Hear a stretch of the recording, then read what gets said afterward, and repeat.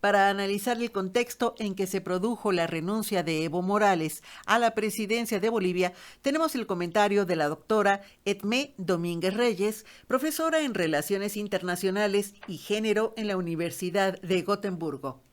Uno de los últimos bastiones de la ola rosa o pink wave, es decir, gobiernos progresistas de izquierda en América Latina, se vino abajo en escasos 15 días.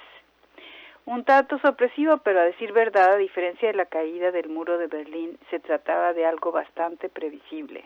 ¿Cómo es posible que el segundo presidente indígena en América Latina, recordemos que el primero fue Benito Juárez, representando no solo las reivindicaciones de los pueblos originarios, sino políticas progresistas de ataque a la pobreza y democratización, y anunciador de modelos alternativos de desarrollo, el llamado buen vivir, fuera invitado a dejar la presidencia por las Fuerzas Armadas después de violentas reacciones populares a los resultados de la última elección? Mucha gente de izquierda ha calificado esto como un golpe de Estado militar. Yo lo llamaría desenlace lógico de la crónica de una muerte anunciada. Recordemos que Bolivia es un país pequeño, 11 millones de habitantes, de mayoría indígena, y hasta hace apenas 15 años uno de los países más pobres de América Latina. En 2005 las estadísticas oficiales señalaban que el 60,6% de la población se encontraba bajo la línea de pobreza y que el 38% sufría de pobreza extrema. El índice Gini de desigualdad le daba un 0,60, donde 1 es total desigualdad y 0 total igualdad.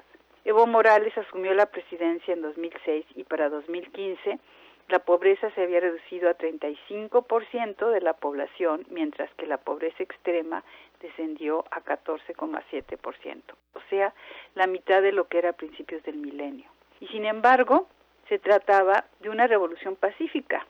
No se socializó la propiedad privada ni se nacionalizó a los grandes capitales. Al contrario, Bolivia no hizo más que seguir las recetas del Banco Mundial y después del FMI y optar, igual que Brasil, por transferencias monetarias a los sectores más desfavorecidos, apoyadas por políticas educativas y de salud. Pero los grandes capitales extranjeros y nacionales no se vieron afectados. Al contrario, después de serias confrontaciones con la oligarquía de las zonas bajas de Santa Cruz, por ejemplo, se llegó a un modus vivendi mediante concesiones a estas burguesías, lo mismo que a inversionistas extranjeros. Y proyectos que podrían calificarse de neoliberales, como la carretera que atravesaría el Tibnis, una zona selvática, hogar de muchos grupos indígenas diferentes a los del altiplano y que favorecería la comercialización de la hoja de coca, fueron decididamente apoyados por el gobierno pese a la enorme oposición de los pueblos de esos lugares. Otro desarrollo poco conocido en el exterior fue el surgimiento de una burguesía indígena, más bien aymara, los llamados camiris. No se puede decir que este sea un fenómeno provocado por Evo. Tal vez se ha hecho más visibles en los últimos años, pero los estudiosos remontan su origen incluso a los años 60 después de la revolución de Bolivia. El caso es que se trata de una burguesía comercial y hasta alta burguesía en todo el sentido de la palabra, acumulando grandes capitales altamente visibles en los famosos cholets o palacios con estilos peculiares tan populares en la ciudad del Alto, a orillas de La Paz, y por supuesto en los carnavales celebrados cada año en todo el país, pero sobre todo en Oruro. El origen de estas fortunas viene en mucho del comercio internacional, en gran parte de contrabando, con orígenes tan lejanos como China, de donde se importan gran cantidad de bienes que las familias camiris comercializan. De hecho, una buena parte de los miembros de estas familias ya hablan chino mandarín.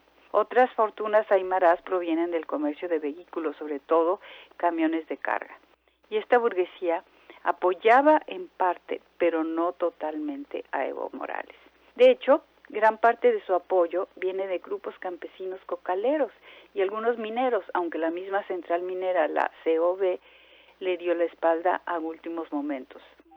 Es de las tradiciones de estos grupos que surgió el renacimiento de la famosa cosmogonía de la Pachamama y su complementariedad con el cuidado a la naturaleza y el buen vivir, que en realidad nadie sabía explicar en qué consistía. En mis viajes a Bolivia y en mis trabajos de campo comprobé que todo este discurso de renacimiento de las tradiciones indígenas estaba muy poco arraigado en los grupos indígenas de las ciudades y pueblos grandes, y aún menos en las nuevas generaciones, como el trabajo de tesis de uno de mis alumnos acaba de comprobar. Pese a ello, es una pena que todo lo logrado se pierda por la voluntad del líder de aferrarse al poder. Evo Morales decía respetar la democracia y la voluntad del pueblo.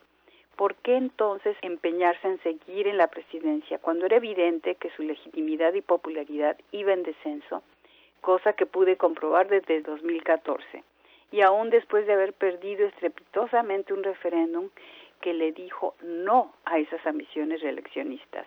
¿Por qué recurrir al fraude electoral?